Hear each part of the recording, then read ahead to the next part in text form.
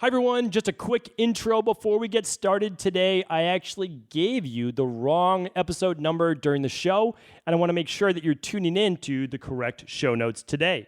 So you will hear me say during the show that this is episode 1670. It's not episode 1670. That'll be next week. This episode today is over at stephencabral.com/1663.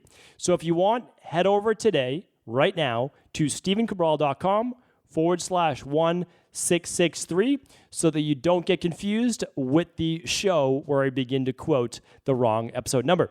Last time is stephencabral.com/1663 for all of today's show notes and listings of all of those glutamate hidden food-based additives. Take care. Enjoy the show.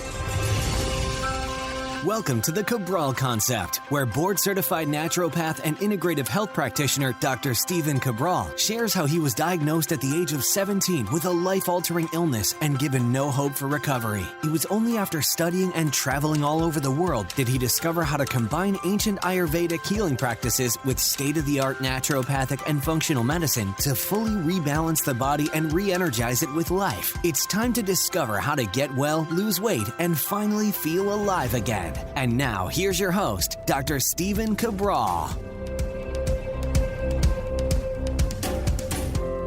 Hi, everyone, and welcome back to the show. We're here today with our Total Wellness Tuesday episode, where we are going to be talking about all things glutamate and the over 24 foods that it hides in.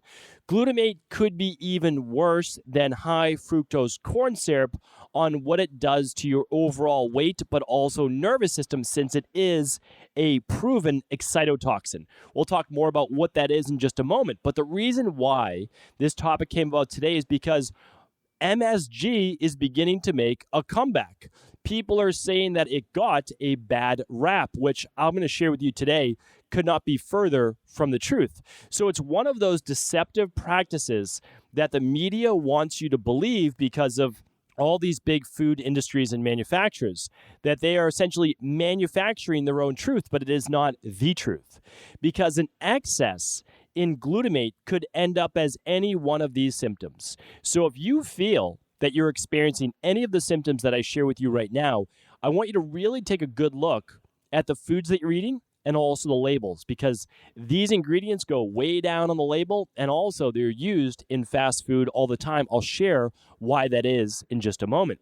So here's just some of the symptoms you may be feeling if you have a breakdown in the glutamate pathway, which we'll be talking about, or if you're getting excess glutamate in your diet, sometimes from MSG, which is monosodium glutamate. But we'll talk more about that in just a moment because it's not the only source. So any feeling of mood-based disorders, that goes with anxiety, OCD, nervousness, worry, overwhelm, and then also we begin to move into earlier stages of dementia or Alzheimer's or Parkinson's. In children, I see learning disabilities or tics or a greater symptoms of autism as well. So if a child has autism and they're exposed to glutamate in some of those children, I've seen an exacerbation of those particular symptoms. Hyperactivity in children. I can tell you for sure, children that I know, when they are exposed to this food additive, it causes them to be more hyperactive, throw tantrums, and act not like themselves. So do know that foods can affect us and, of course, our children, who are even more susceptible to a far greater degree than we would sometimes like to believe. So what I'm going to also share with you today is what we can do in order to cut back on those and help to better eliminate them from the body. So if you're unfamiliar with glutamate, we'll talk about what it is, kind of how it comes from foods itself, and then a lot of the hidden names that they use in foods, because more people, again, are becoming more educated as to avoid it. So what do food manufacturers do? Well, they try to move around the laws and label it different things and use semantics in order not to say the word glutamate or MSG. But there's a reason why some people are also more susceptible. So there's certain pathways in the body that help us to get rid of glutamate. And before I talk about what those pathways are, do know that glutamate can eventually lead to, with a little bit of ATP, which is some of that muscle-based energy, adenosine triphosphate, it actually can lead to energy in the body. It can be used by our nervous system for glutamine, as I said, for energy, but also it's used for under stress and it's used for the immune system. So it's not necessarily a bad thing, but glutamate has to become glutamine, which then has to be mixed with ADP and other cofactors in our body that I'm not going to dive into that particular science with you today. I don't think that that's what you need to know right now. You're welcome to look more into it, that's for sure. But I want you to understand is that there's some genetic pathways within people that can leave them more susceptible. And that is because the specific pathways for getting rid of excess glutamate and making cysteine, glutathione, and hydrogen sulfide is actually known as the transsulfuration pathway. It helps also with making GABA and what's called the biopterin pathway. Well, the problem is when there's defects in this pathway, it can lead to glutamate excess or building up inside of the body. It is at that point that we begin to feel the anxiety, the sometimes headaches, nervousness, overwhelm, OCD, or beginning of any of those neurological-based issues as well, learning-based disabilities, tics, Parkinson's, etc. But I want you to know this, because a lot of people, even health practitioners, very knowledgeable health practitioners, they blame too much on genetics, okay? Too much is blamed on genetics. Yes, our genetics do exist. They matter, but they're not always our destiny, right? And of course, I'm not the first person to quote that. But a lot of people have to look deeper. And that is why when you run something like the Big Five or even the starter kit or something like that, you begin to see, oh, this is why my genetics seem to be getting the best of me right now. And it's because these pathways that I just spoke about, the transsulfuration pathways, the biopterin pathway, become, let's say, a little bit more shut down, okay? They still exist. It's kind of like methylation pathways. Nobody is 0%, able to methylate certain, let's say, folic acid, right? Certain vitamins. They might be occluded by 33%, 70% if they're homozygous, but it's not all the way, right? So we always have some ability, but some people have a better ability than others. I would say I didn't hit the genetic lottery in terms of my body's ability to regulate inflammation or to methylate certain B vitamins, etc. But that's okay. I just know the foods and the lifestyle that I need to live in order to keep my body healthy. And that's what I simply want to share with you, is that you can control your genetics. But here's the issue. The biggest issue is gut-based disorders. So let's say that you have yeast overgrowth, or you have H. pylori, or you have SIBO. All of these can lead to increased intestinal permeability, it can lead to more inflammation, and it can lead to a breakdown in the specific pathways needed in order to get excess glutamate out of the body. Okay, so super important. If you're dealing with these symptoms, yes, you're going to remove glutamate from your body and from your diet, but you're also going to work on your gut function, all right? Best test for that, Candida metabolic and vitamins-based test, okay? You can do it right at home. Now, the next one is this. It's heavy metals.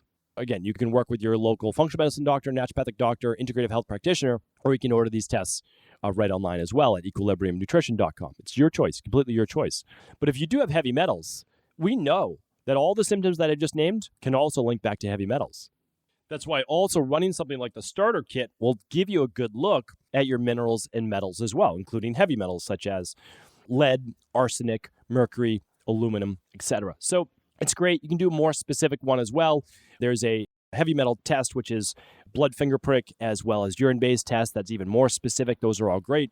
But you really do want to look at, okay, do I have an excess of heavy metals, right? All of these things add up over time. It's what helps to fill up that rain barrel and then begin to overflow with all the symptoms of dis-ease, diagnosed or otherwise. Now, the last part I'll tell you is this. A high inflammatory diet, such as a lot of processed foods, comes from a bag or from a box, something like that, as well as chronic stress in our life, all lead to a breakdown in anyone's pathway in order to be able to better assimilate glutamate. That's also why I tell people, listen, when you get your body healthy, your body's more flexible and better able to deal with all of these toxins in the environment. Yes, you should still use a quarterly detox. Yes, you should still be doing something like the daily foundation protocol, whatever it might be. But you need to first get your body balanced, right? It truly is about removal in the beginning. I believe that so many protocols teach people to add more, add more, add more. I don't necessarily know that that's the best answer. I haven't seen it work out in the real world, and here's why. Our rain barrels are pretty much already full. So anything you're adding, this is actually, I'm going to do a podcast on this, because anything you're adding should actually be to help your body subtract. That's really what it should be in the long run. So yes, I'm a huge proponent of quarterly detoxes. I'm a huge proponent of intermittent fasting. The reason why I'm a proponent of these things is because it's allowing you to remove. Our body is filled with extras, extra heavy metals, extra pesticides, no matter how good you are, right? Extra aluminum from even things like ice in your water. So all of these things matter, and it's impossible to be perfect on a daily basis. And the nice thing is you don't need to be. What you need to do is just be specific in what you do from a subtractive-based method. Eat your cruciferous vegetables, your 7 to 9 servings of fruits and veggies every day. Those will help on a daily basis. Taking specific vitamins, specific herbs that I've talked about on other shows as well. So okay, now you know why, though. Whether you're genetically susceptible or not, that's fine. You can get a genetic test, or the truth is you can start to look at what are actually the things that affect your genetics in the first place. So for me, in my practice, the goal is always to help people lose the excess weight first, because you'd be shocked at how many people get over a lot of health-based conditions by losing the weight, because it's what they have to do to lose the weight that actually gets them healthy. That's what I always share with people. That's why my greatest goal is to help people get to a good weight for them. Again, this isn't about vanity. This isn't about anything like that. This is about, if we get you healthy, you would have followed this healthy nutrition plan, done this, this, and this, right? So that gets people oftentimes healthy. But if there's anything left, okay, then we're going to work on wellness after that. But after that, okay, then we work on anti-aging. So first lose the weight, then get healthy if there's anything left, right? Body needs to be at a good fit weight, okay? You don't need to have six-pack abs. You really don't. You just need to be at a good weight.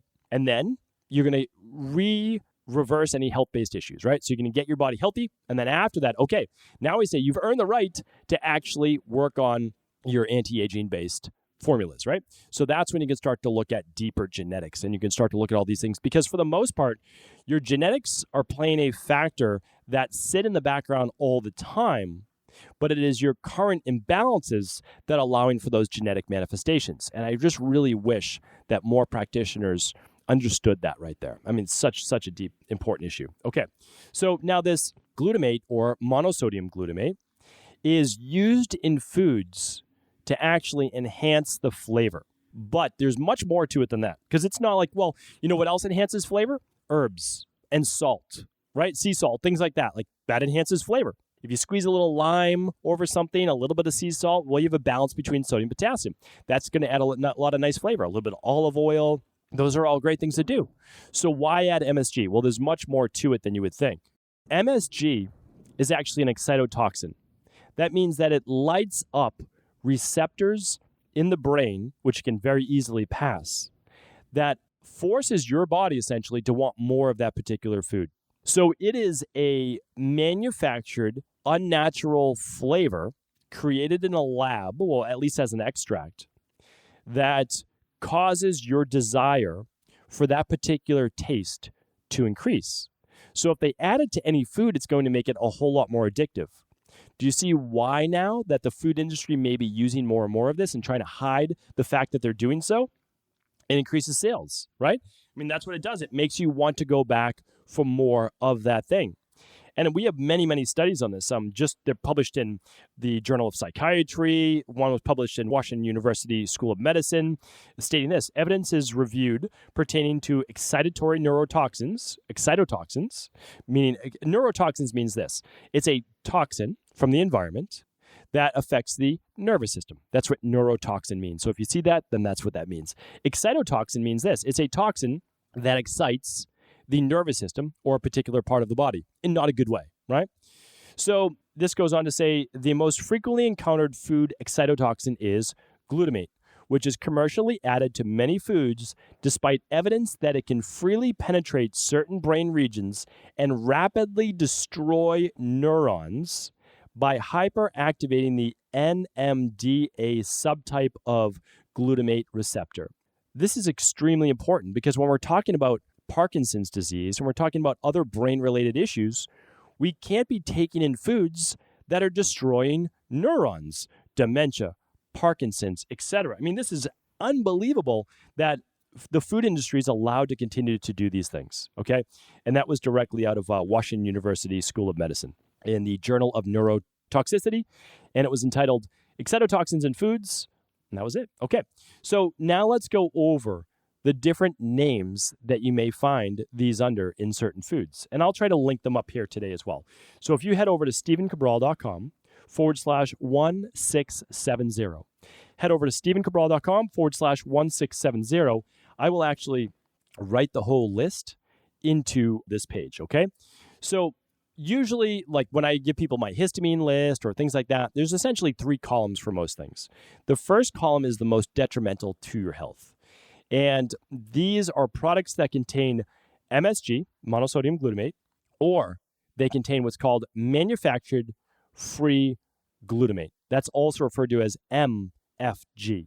So instead of MSG in all caps, this is capital M, small f, capital G. You'll be seeing this more often as well, because it's not just MSG, it is the manufactured free glutamate too. So this is an ingredient that's still going to cause the same types of reactions that we spoke about. The mood-based issues, learning-based disabilities, brain-based issues as well as headaches. Again, that's a big one, inflammation, headaches. Okay, so you don't need to memorize the list. I will link it up on episode 1670 today.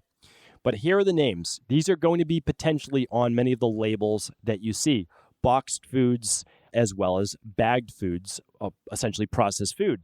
Be very careful as well that when you go out to a lot of restaurants, and again, I love all different types of foods, but we know that at certain restaurants that have more of an Asian-based influence in the cooking, that sometimes MSG is used. And again, I'm not saying that in any derogatory manner at all, certainly because I love Asian-based food and I incorporate quite a bit of it into my diet as well, especially sea vegetables and other rice, a lot of macronutrient-based, macro-based nutrition as well.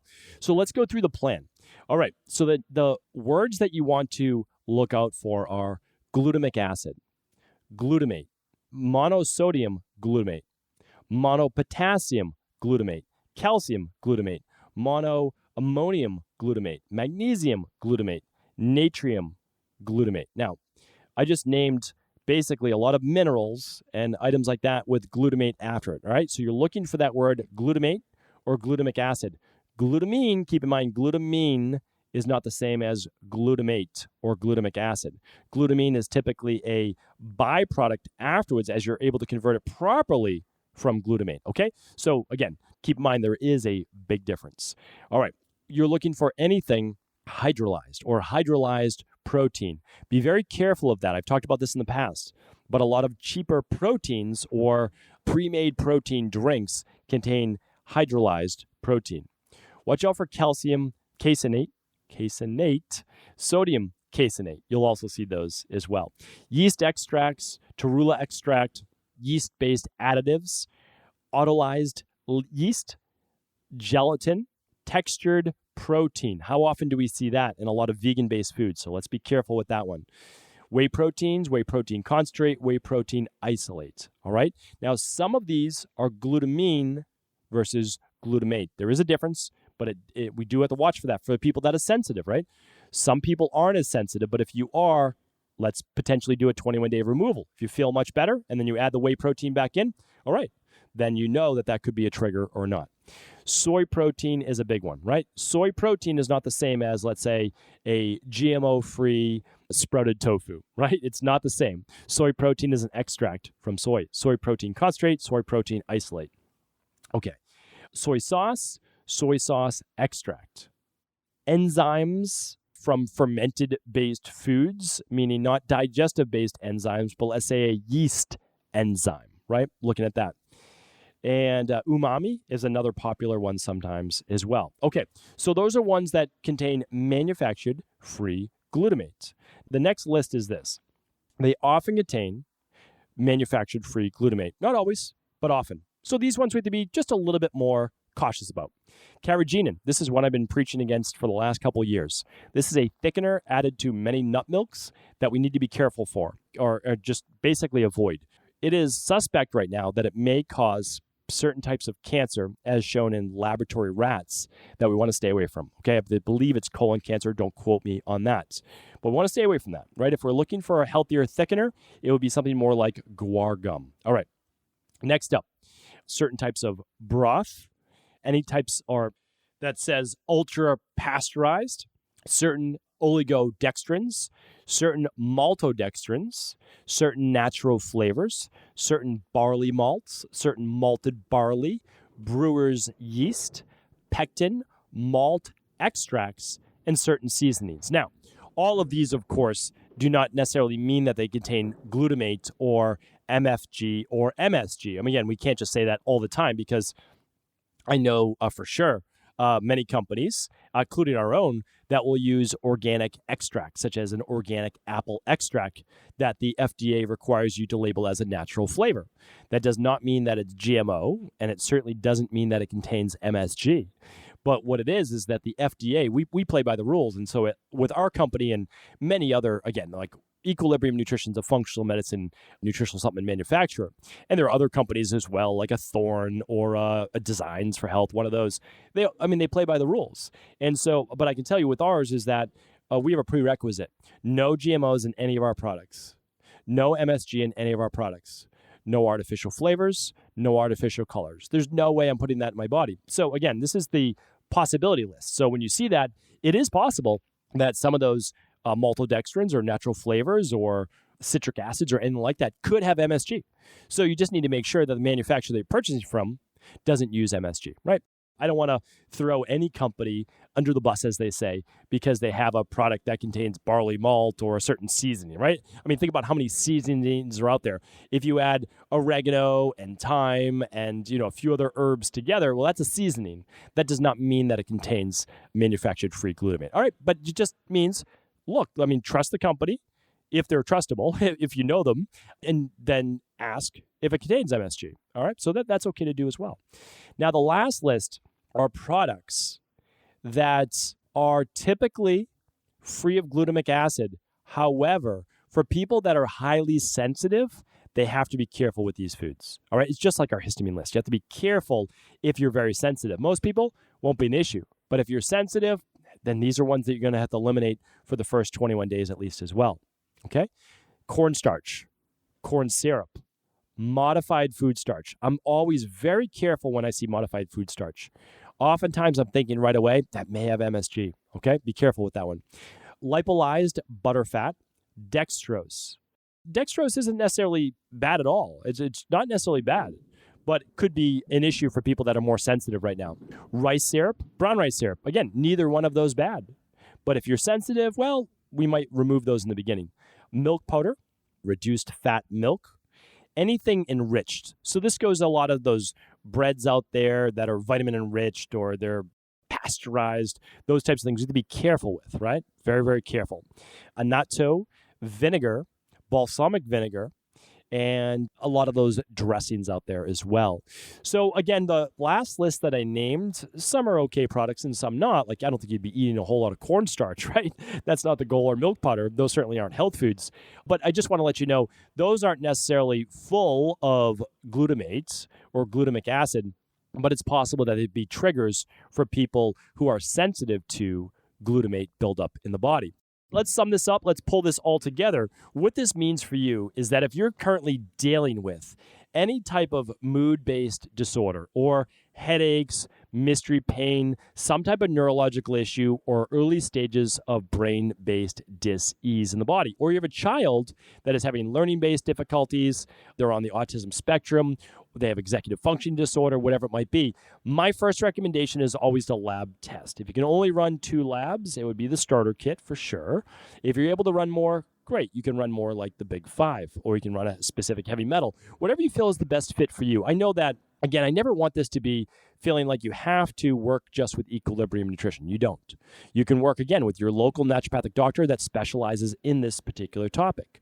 Or you can work with a local integrative health practitioner. That would work good if they that would work well if they specialize in this particular topic too. But you should just know that you have options. That's it. Options are what allow you to make the best decision for you and your family.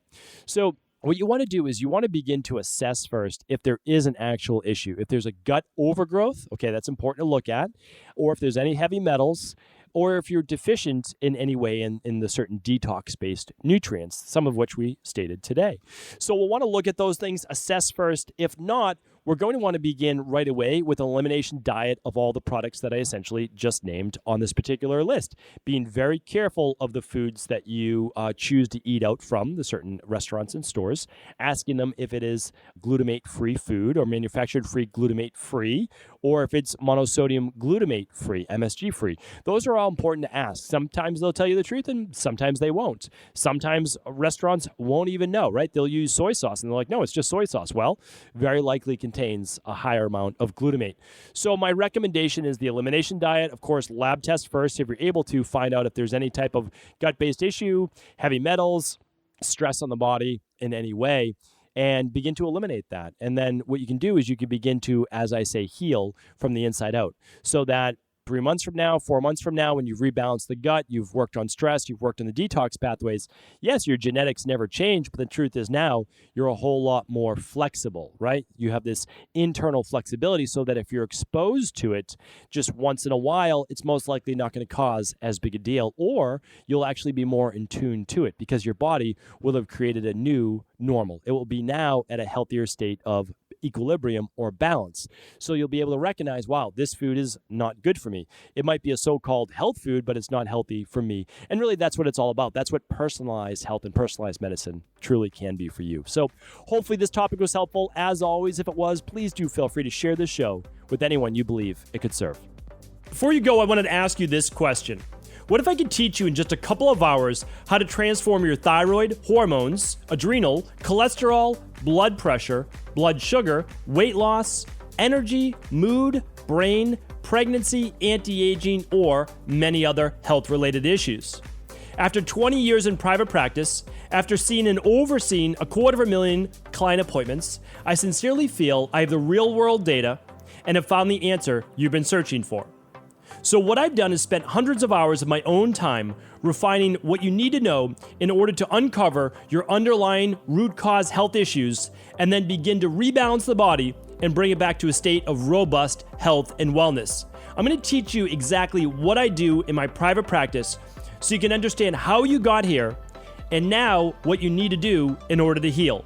You'll receive all of the important success checklists, protocols, and even ways to customize it to make the program fit your busy life. And you'll get all of this at a fraction of the price. Let me save you the time, money, energy, stress, and frustration of not knowing what to do next. Instead of reading dozens of books on the topic and seeing multiple practitioners, I will condense everything that you need to know in just a few hours of video tutorials that you can watch and listen to anywhere.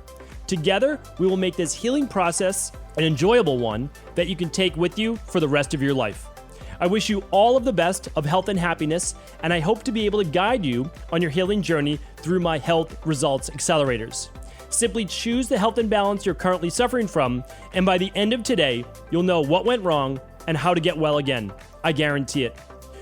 For details, head over now to stephencabral.com/courses.